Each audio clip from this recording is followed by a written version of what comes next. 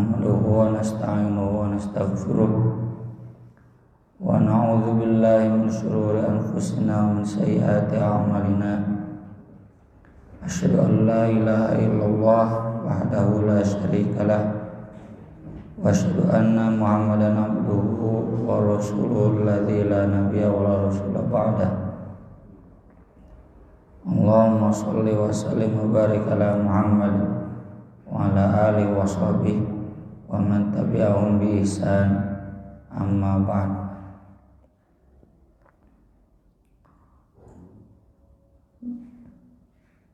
Bab qaulin Nabi sallallahu alaihi wasallam, man adaituhu faj'alhu lahu zakatan wa rahmatan. Tentang sabda Nabi sallallahu alaihi wasallam, siapa yang aku sakiti, jadikanlah itu sebagai pembersih dan sebagai rahmat bagi orang tersebut. Hadisnya disampaikan oleh Abu Hurairah radhiyallahu anhu, annahu sami'an nabiyya sallallahu alaihi wasallam yaqul, Allahumma ya Allah, fa ayyuma mu'minin, orang mukmin mana saja, sababtuhu, yang aku menghinanya, faj'al dzalika lahu, maka jadikanlah hinaan tersebut baginya qurbatan ilaika, menjadi sesuatu yang mendekatkan kepadamu yaumal qiyamah, pada hari kiamat. Jadi inti doa ini, kalau ada seorang muslim yang disakiti oleh Nabi, yang dihina, yang dilaknat, maka Nabi berdoa agar laknat, hinaan dan sakit hati tersebut menjadi amal solih, catatan pahala bagi orang yang dihinanya, bagi orang yang dicaci oleh Nabi Shallallahu Alaihi Wasallam. Tentu memahami hadis ini, sepotong ini kurang jelas. Maka dari itu Imam Ibnu Hajar dalam Fathul Bari menelusuri hadis-hadis, sanad-sanad yang lain terkait hadis ini. Di antaranya dari Aisyah, beliau menjelaskan ada dua orang lelaki yang masuk ke rumah Nabi Shallallahu Alaihi Wasallam. Lalu dua orang lelaki tersebut berbincang-bincang dengan Nabi, yang kata Aisyah, la adri ma huwa, saya enggak tahu apa yang diperbincangkan. Cuma fa'aghdabahu, dua orang lelaki itu membuat Nabi marah. Kemungkinan besar karena orang munafiknya. Fasabbahuma wa la'anahuma, maka Nabi mencaci kedua orang tersebut dan melaknat kedua orang tersebut. Falamma kharaja qultu lahu, ketika dua orang tersebut sudah keluar, maka Aisyah bertanya, ada apa? Mengapa sampai Nabi Shallallahu Alaihi Wasallam melaknat kedua orang tersebut? Kemudian Nabi jelaskan, dan Nabi kemudian bersabda, awa ma'alimti ma syarrattu alaihi rabbi, kamu tidak tahu apa yang aku telah buat persyaratan kepada Rabbku. Qultu Allahumma innama ana basyarun. Kata Nabi SAW, ya Allah, aku ini manusia biasa. Fa ayyul muslimina la'antu wa sababtu. Maka orang muslim mana saja yang aku melaknatnya, yang aku menghinanya, faj'alhu lahu zakatan wa ajron. Jadikanlah laknat dan hinaan itu sebagai pembersih dosa dia dan sebagai pahala untuk dia. Dalam hadis Anas, redaksinya innama ana basyarun. Aku ini manusia biasa. Ardo kama yardal basyar. Aku kadang ridho sebagaimana manusia pada umumnya ridho, senang, puas. Wa aghdabu kama yaghdabul basyar. Aku pun ada kalanya marah sebagai manusia pada umumnya marah. Di kadang Nabi ambek. Fa ayyuma ahadin, maka siapa saja orangnya, da'autu alaihi min ummati, yang aku mendoakan kejelekan baginya, yang dia termasuk umatku, bida'watin laisa laha bi ahlin, dengan satu doa yang dia tidak berhak mendapatkan doa kejelekan tersebut.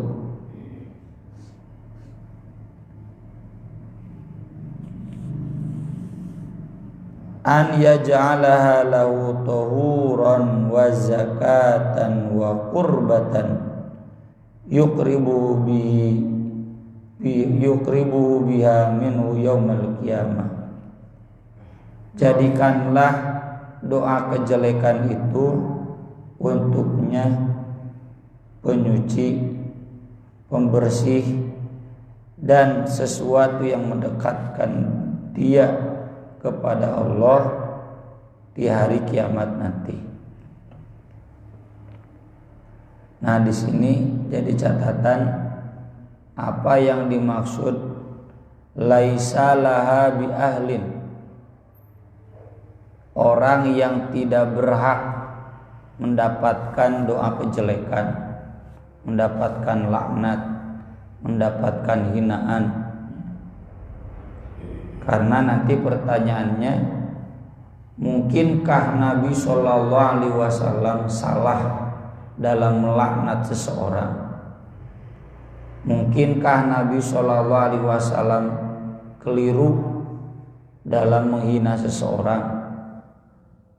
Padahal Nabi SAW sendiri sudah bersabda bahwa orang yang melaknat, menghina seseorang yang laisa la bi ahlin illa raja'at ilaihi, menghina seseorang yang orang itu enggak layak dihina, menghina seseorang yang orang itu enggak pantas dihina, melaknat seseorang yang orang itu semestinya enggak dilaknat. Kata Nabi, laknat itu, hinaan itu akan kembali kepada orang yang melaknatnya. Artinya berdosa. Dia berarti terkena laknat. Laknat itu jauh dari rahmat. Dan dia juga berarti tercela, ya, orang yang buruk. Terkecuali kalau dia memang lahu ahlun, orang itu layak dihina. Nah, apakah mungkin Nabi Shallallahu Alaihi Wasallam salah melaknat seseorang, padahal Nabi sendiri sudah mengingatkan jangan sampai salah melaknat. Kalau salah melaknat, nanti laknatnya kembali ke orang yang melaknat.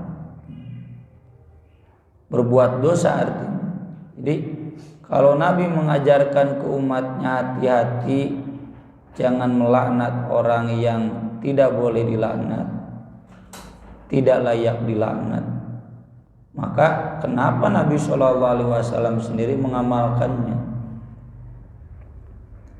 Para ulama menjelaskan ada dua makna maksud sabda Nabi.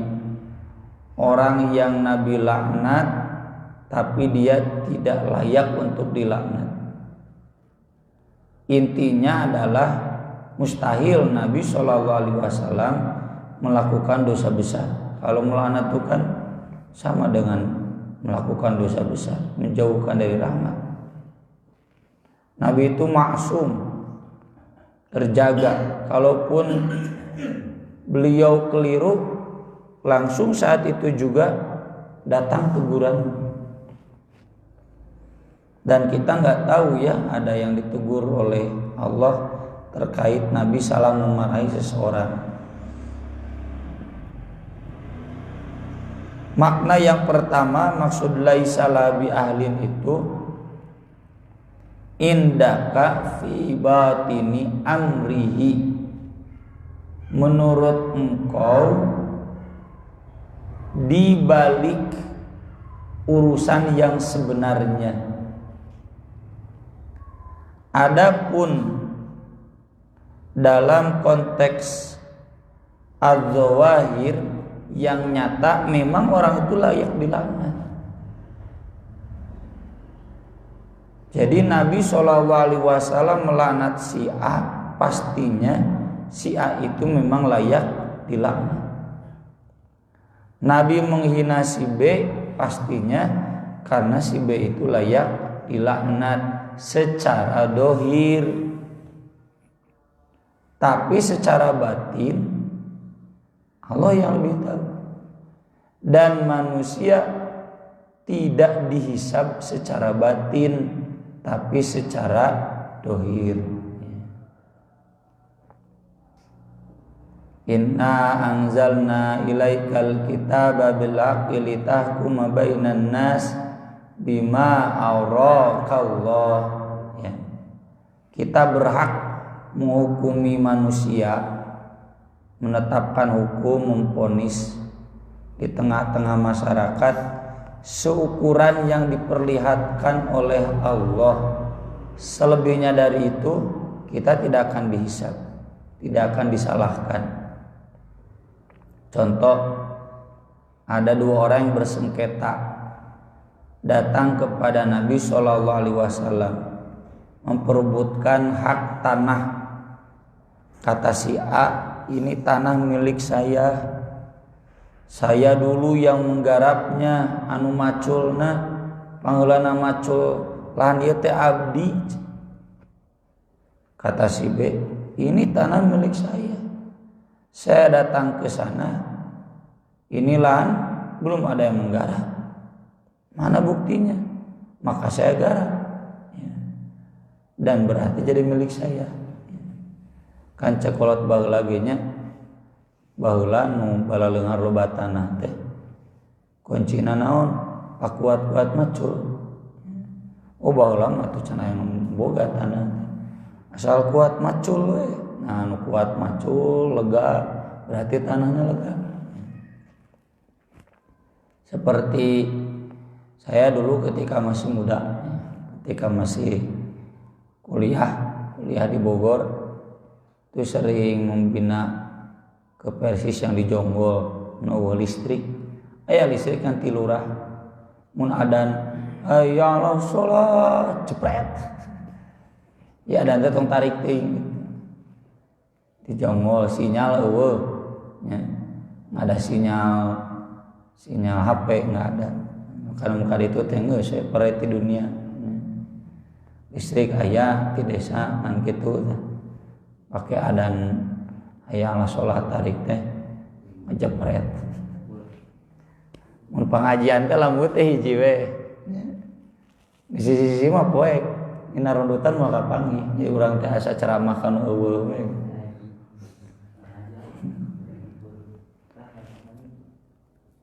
Nah itu saya tanya polos saja. Ari orang dieu cetek kadararieu ti iraha jeung bararetah. Dan ternyata itu eksodusnya bedol desa ti Majalaya.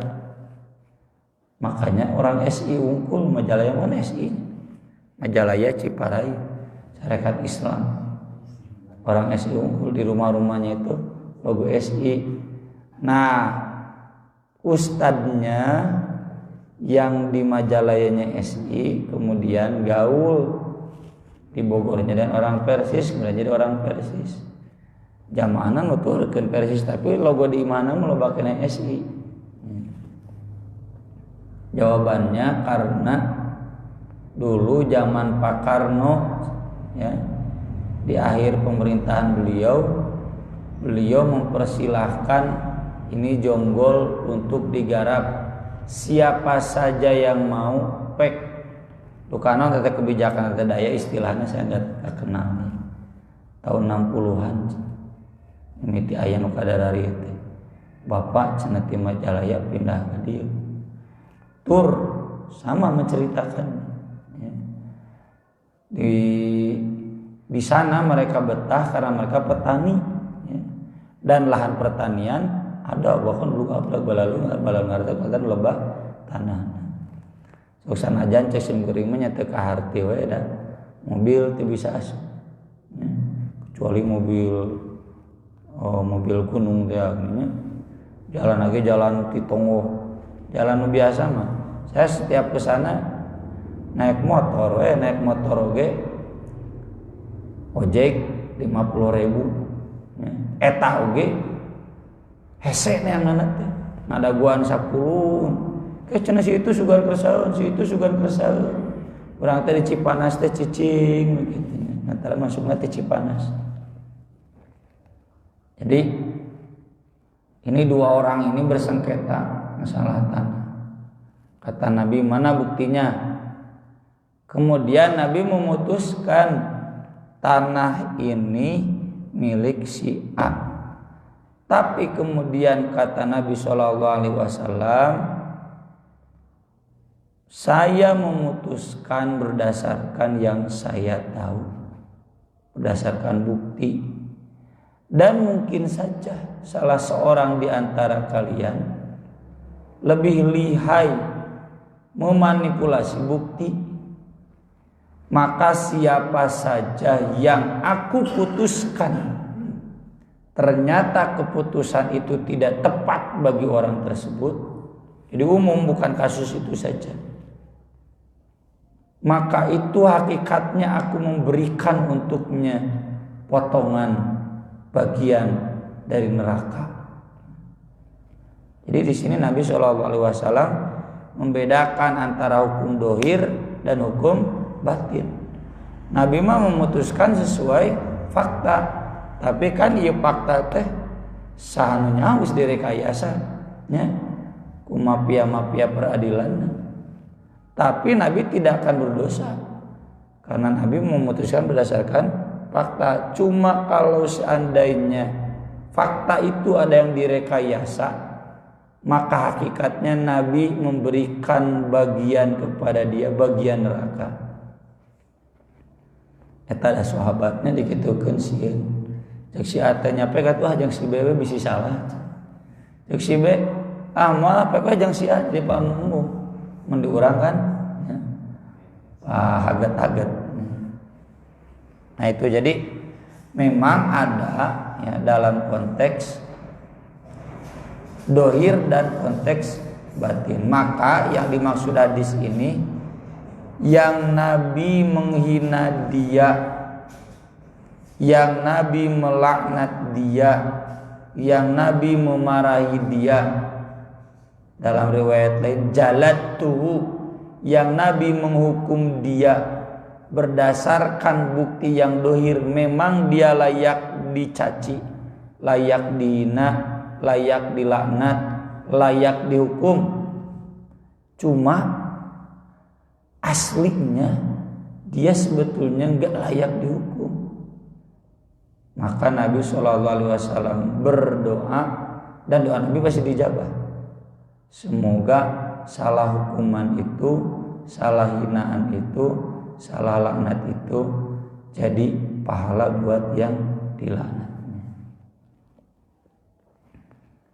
Ada juga penafsiran yang lain bahwa yang dimaksud laisalah ahlun itu min jihati ta'ayyuni ta'jil, dari aspek memastikan segera tenaun. Kan ada pilihan fa'fu wasfahu ya, wa in ta'fu wa taghfiru ya. Jadi ada pilihan memaafkan, isfahu teh ngalapurkeun ya. Wala man sabara wa ghafara inna dzalika lamin azmil umur. Meski boleh wala man intasara ba'da dzulmihi faulaika ma'alaihim min sabil. Surat Asy-Syura. Membela diri berarti mau dihina baliknya hina ya. Membela diri kalau dilaknat berarti boleh balik melaknat. Itu boleh. Silakan, tidak jadi dosa. Faulaika ma'alaihim sabil. Yang jadi dosa itu kalau yabghuna fil ard bi ghairil haq, melebihi batas. Apa melebihi batas teh? Ence contoh aya nu moyo dasar maneh mah torek. Boleh ence membalas. Maneh anu torek tapi tong dileuwihan. Maneh nu torek sia tolol, tolol nama doraka. Hari torek nama teu. Itu berdasarkan hadis Nabi kan, al-mutasabbani maqala fa'alal badi'i ma lam ya'tadil madlum. Jadi kalau dua orang yang saling menghina, dosanya bagi yang memulai. Karena kalau yang membalas tidak dosa, selama yang membalas ini tidak melebihi batas. Tidak yabghuna fil ard bi ghairil haq. Yang dipoyok dasar sia Wahabi ya. Menang tabalikeun maneh nu ahli bid'ah mah. Karena Wahabi itu ahli bid'ah. Maneh nu ahli bid'ah mah. Tong ditambahan ahli bid'ah pasek kafir dolim. Tara nu dileuwihana doraka. Nah, Nabi di sini tidak layak itu karena sifat dasar Nabi itu bil mu'minina raufur rahim ya. Nabi itu lembut, senang memaafkan. Dan di ayat yang tadi juga wala man sabara wa ghafara inna dzalika lamin azmil umur. Kalau kita sabar ngahampura itulah min azmil umur, urusan yang sangat mantap. Jadi Nabi itu punya akhlak ini, tapi kadang sisi manusiawinya ada, ngabalas gitu, menghina, mencaci. Bukti Nabi punya sifat sabar wa ghafara ada banyak di ayat yang lain ya. Idfa billati ahsan fa idzal ladzi bainaka wa bainahu adawatun ka'annahu waliyyun hamim. Surat Fussilat. Tolaklah dengan cara yang lebih baik, balaslah dengan cara yang lebih baik. Itu Nabi.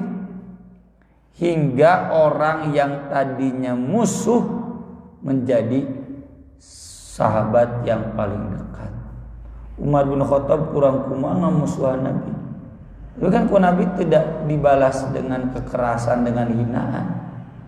Nabi balas dengan kelembutan, sehingga Umar bin Khattab yang tadinya paling memusuhi Nabi kemudian menjadi orang yang paling mencintai Nabi. Sumamah bin Utsal, ya, tokoh Yaman, presidennya, kemudian gubernurnya, ditawankan oleh Nabi. Setiap ditemui oleh Nabi ngahina, dibalas ke Nabi. Malah Nabi ngasih makanan, pelayanan yang baik. Sampai kemudian udah beberapa hari dia minta dilepaskan dan dia kemudian syahadat. Demi Allah, kemarin kamu adalah orang yang paling saya benci. Sekarang kamu orang yang paling saya cintai. Itu. Jadi sifat itu ada di Nabi, tapi sisi manusiawinya kadang keluar. Keluar itu bukan berarti berdosa. Ya. Karena tadi membela diri itu boleh.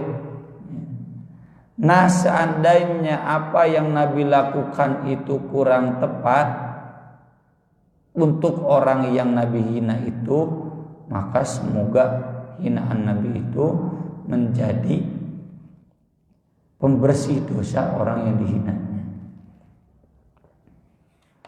Ini juga, ya, hakikatnya pelajaran agar menjadi akhlak bagi kita, ya, bahwa orang yang kita benci orang tersebut jangan kemudian membenci berlebihan, membenci seukuran yang dibencinya. Misal kenaon kaborangan wae atau tara salat ka masjid heupeun nepi ka dinya. Selebihnya dari itu jangan. Kenapa? Siapa tahu dia tidak layak dibenci di luar itu. Bahkan seandainya dia tara ka masjid, akhlak munafik kan tara salat ka masjid. Kemudian sebetulnya ada sebab syar'i sehingga dia tidak bisa pernah ke masjid sholat subuh.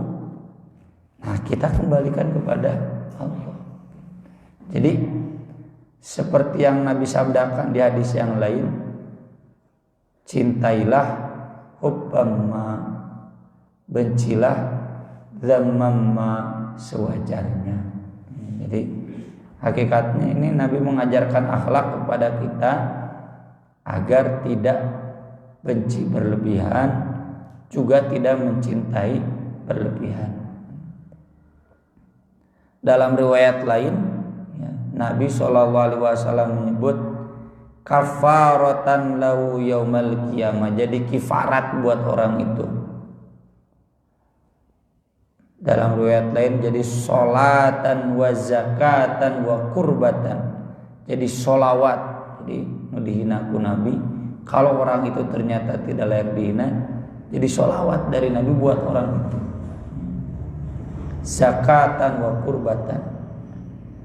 Ini juga hadis mengajarkan bahwa selevel Nabi SAW yang menghukumi secara dohir itu tidak mustahil lepas dari kekeliruan. Dan ini kaitannya dengan ijtihad, Pak ya. Nabi kan sudah bersabda, kalau seseorang ijtihad itu kan berdasarkan dalil yang ada, fakta yang ada. Kalau hakim itu, ini faktanya ini, tetapkan begini. Nah, seandainya itu kemudian diketahui keliru, biasanya diketahui kelirunya itu beberapa tahun berikutnya. Ternyata dia bukan pembunuhnya. Ternyata dia bukan pencurinya. Sehingga para mudia Anantatur, ya, di dunia sastra itu kan diidentikan dengan perang itu sastrawan PKI. Padahal kata Taufik Ismail bukan. Dia memang dulu dipaksa oleh PKI bikin sastra, tapi dia bukan orang PKI. Ketahuannya kesininya sudah meninggal.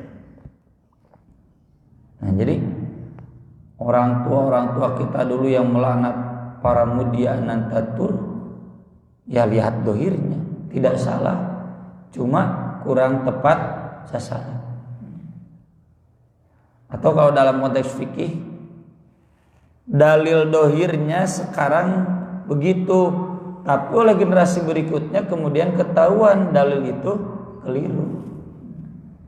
Itu sesuatu yang wajar, bukan sesuatu yang berdosa, sehingga kemudian maka haram taklid teh.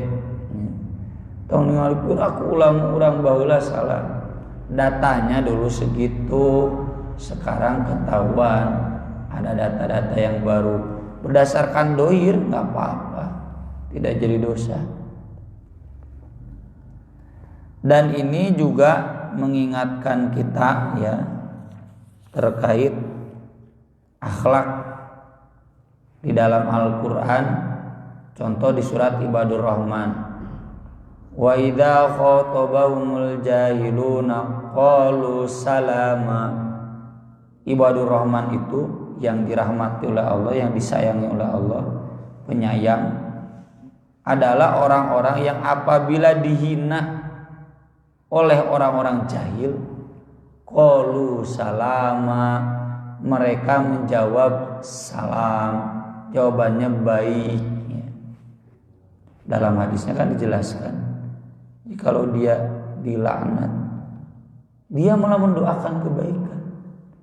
Tapi kemudian malaikat turun dan menyatakan laknat itu buat kamu, sedangkan doa kebaikan itu bal walaka, buat kamu. Cuman orang keul kayi jelema, kita doakan kebaikan untuk orang itu. Kalau orang itu tidak layak mendapatkannya, maka itu doa buat kita. Jadi tong kagok, tong era, tong gengsi, tong ngarasa rugi ngadoakeun batur. Doakeun we. Misalkeun Jokowi teh doakeun hade, Prabowo doakeun hade. Ditakdirkeun eta doa teu layak jang Jokowi ka urang. Ditakdirkeun doa itu layak jang Jokowi, maslahat doa jang presiden. Mantak dari dulu tradisi di khutbah Jumat doa buat khalifah. Kata Buya Hamka, sampai beliau ya di masa sebelum kemerdekaan di Padang, kan orang Padang, orang Riau itu kan dulunya Kesultanan Islam, itu sudah biasa mendoakan Sultan Turki, terutama Abdul Hamid II. Loba dina YouTube. Sultan Abdul Hamid itu didoakan karena orang Islam Indonesia merasa bagian dari Sultan Turki Utsmani. Itu Turki Utsmani itu seolah-olah khilafah dunia pada zaman itu, meskipun di Riau aya kesultanan ya, di Palembang aya kesultanan, tapi semuanya merasa bagian dari itu. Doa jang khalifah mah ditakdirkeun teu pantes balik deui ka urang, ditakdirkeun pantes maslahat keur saraya. Tong dianggap ngadoakeun presiden penjilat, bukan. Atau termasuk di dalam surat